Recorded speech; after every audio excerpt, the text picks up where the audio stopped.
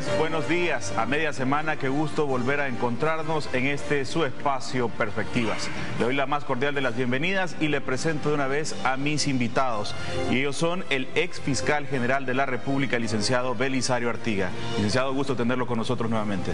Gracias, Samuel, muy buenos días y mucho gusto también, coronel, en estar con usted esta mañana.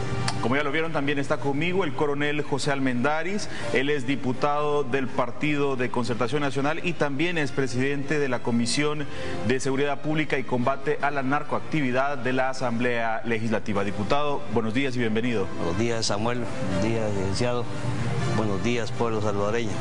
Esta mañana vamos a tratar de hacer el análisis sobre el inicio de la segunda fase de la tregua entre las pandillas, lo que implica, ya conocíamos la semana anterior, al menos el nombre de 4 municipios que son los 4 primeros municipios que integrarán las zonas libres de violencia o también llamados en algún momento los municipios santuarios.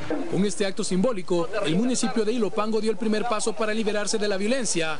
El compromiso quedó plasmado en un documento suscrito por miembros de la pandilla MS y 18. Hemos querido cambiar la ideología de muchos niños que vienen creciendo. No queremos que sigan viviendo lo que nosotros vivimos en el pasado. Quizás la vida que nosotros escogimos no fue la mejor, pero ahora estos son los resultados del esfuerzo de todas estas personas que aquí están sentadas. Gracias a Dios, Él hizo esto para que nosotros tengamos paz y nuestra familia y nuestra gente y los panecas vivamos tranquilos y ya no pensemos que va a haber más derramamiento de sangre. Eso ya no va a haber, y los panecos.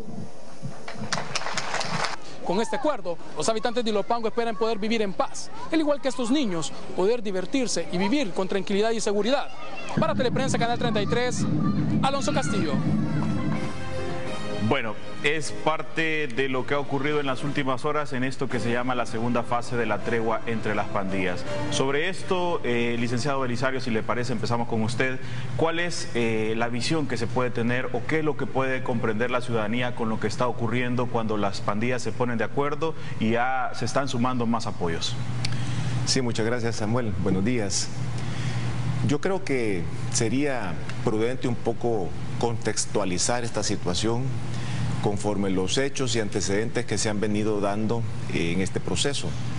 Incluso yo personalmente he mantenido una opinión a través de los medios de bastante prudencia, en cuanto que desde el inicio del proceso se conocieron muy pocos detalles.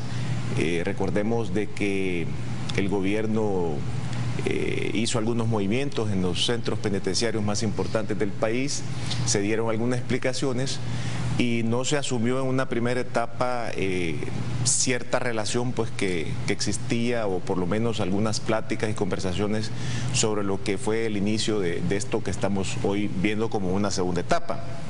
En ese entonces yo decía que había que ir evaluando, dada la poca información que se ha tenido siempre sobre este proceso, qué pasos se han ido dando para pronunciarse al respecto.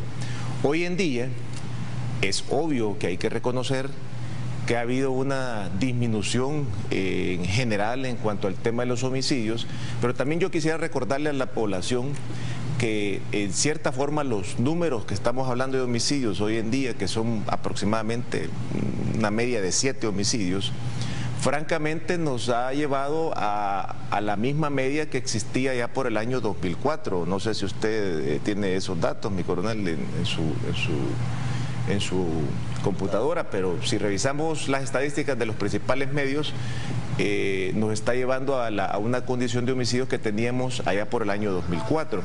A propósito del tema político que menciona de Arena, de hecho 3 de los 4 primeros municipios son o están bajo la bandera de Arena, Sonsonate, Quezaltepeque e Ilopango.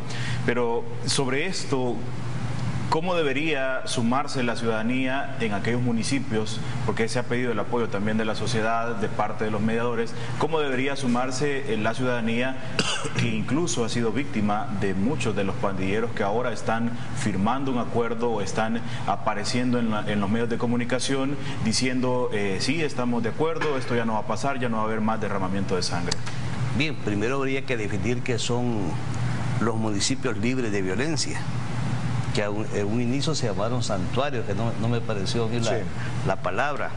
porque santuario y según la Biblia también, en la que se definían ciudades a donde no se podía perseguir al victimario, más que todo con los homicidios culposos, era que podía llegar a esos santuarios y no podía ser perseguido. En este caso hemos aclarado con el general Munguía de que estos municipios libres de violencia no significa que ahí no va a haber persecución, no significa que no va a actuar la policía, sino que es que ellos se comprometen a no delinquir.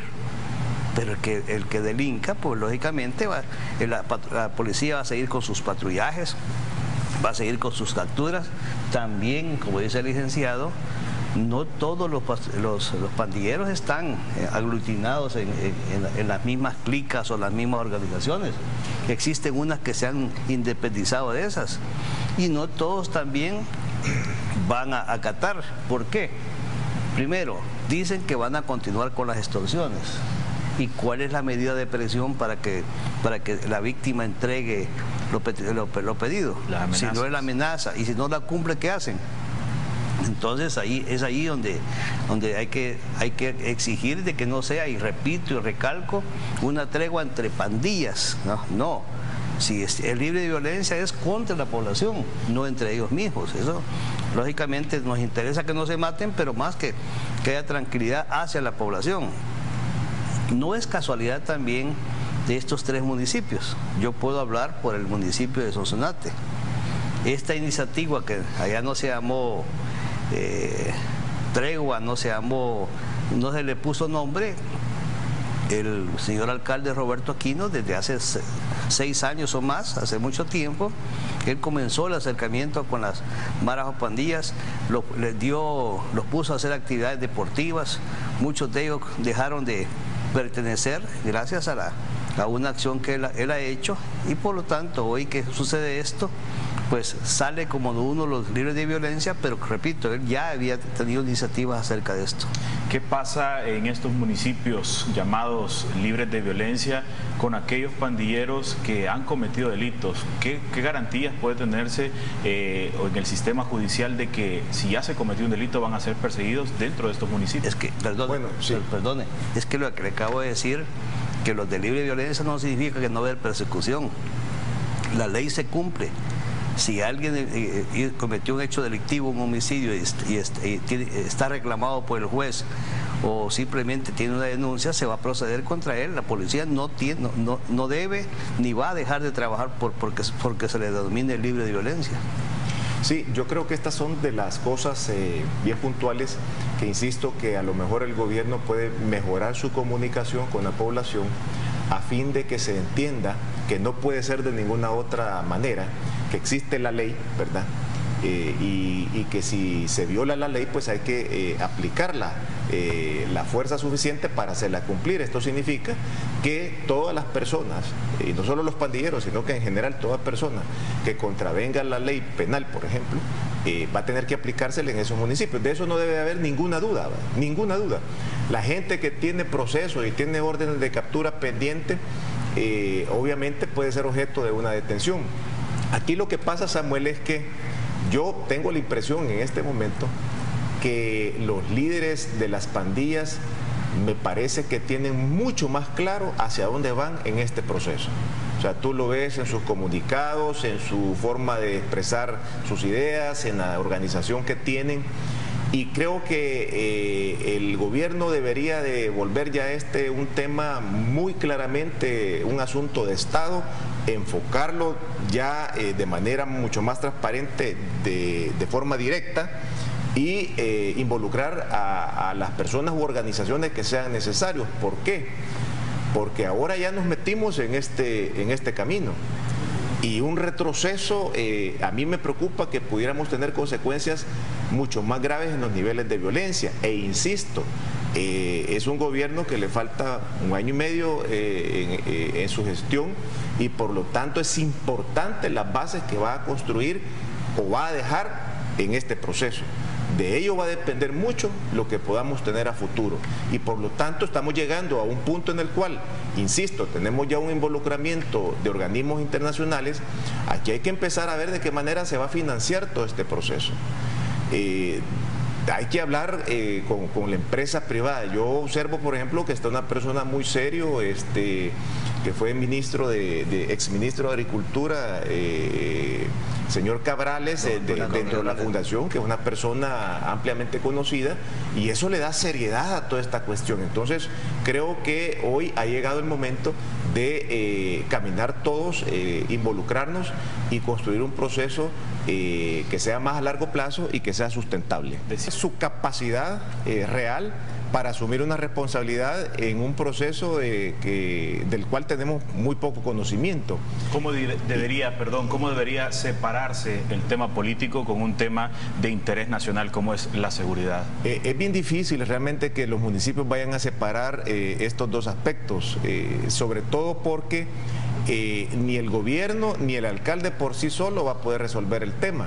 Necesita fondos, ya sea de carácter local o internacional, y además de eso necesita muy seguramente el involucramiento de la población y de la empresa privada. Sin esos dos factores difícilmente va a funcionar esta idea en un municipio libre de violencia. Requiere el involucramiento de medio mundo en ese proceso. Más la policía.